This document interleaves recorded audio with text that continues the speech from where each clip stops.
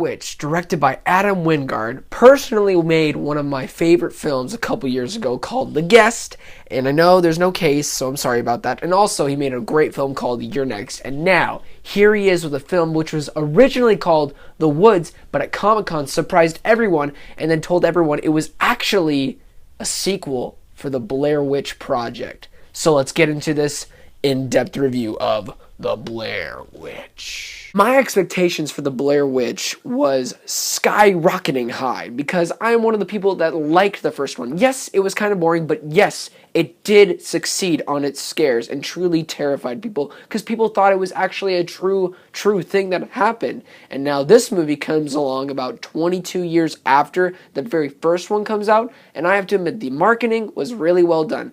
So, did it live up to its expectations? That just depends on you.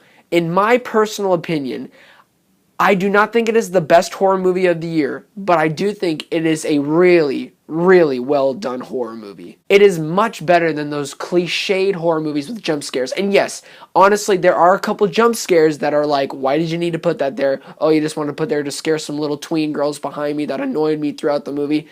Okay, that might have dampened my experience a little bit because there were some annoying people in the theater when you go to see a movie like this. But back to the point is that this movie succeeds so well in terrifying people, and it does such a good job with showing the story and continuing the Blair Witch Project story. And honestly, it does succeed even more than the original movie. I said it. I think it's a little bit better than the original, honestly. Before I go back into my positives, because I don't want to talk about negatives that much, because this movie isn't perfect, but there are some flaws. It's sometimes predictable in some areas. Sometimes the actress and maybe one of the actors is a little bit over the top in their acting, but everyone else is fine. It's not amazing Oscar-worthy work, but it's fine, good for a horror movie. Also, it's not really a negative, but there is a scene where I thought in the very ending where it was going to go one way and it went the other way. So I'm really glad that they did that because this movie would have been a lot lower of a rating if they went the other way. But I do have to admit this. Though I think it is better than the original, they do, like with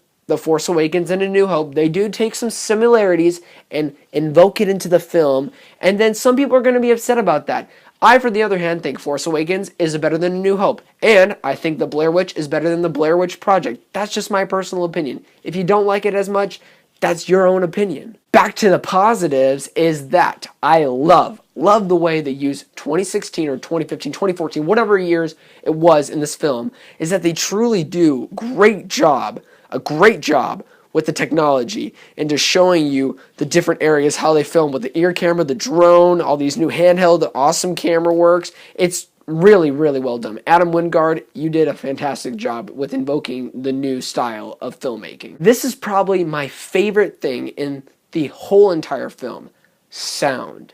The way the woods crackle, the way the trees fall down, the way you hear these weird, creepy noises and people are wondering, what is that? What is that?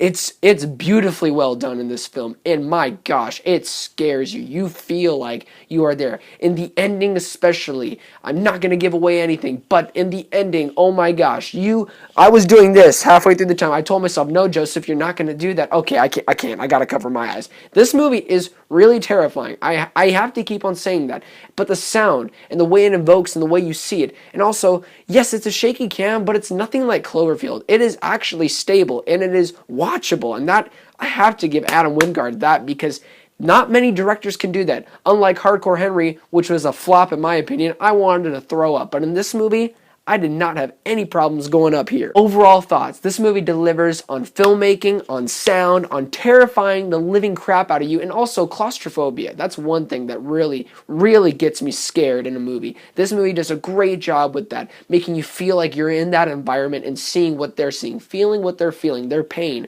They're being scared and don't know what to do, and that's what I loved about this film. You felt like you were there. So if you like the Blair Witch Project, you're gonna like this movie. I really hope you do. That's just my opinion.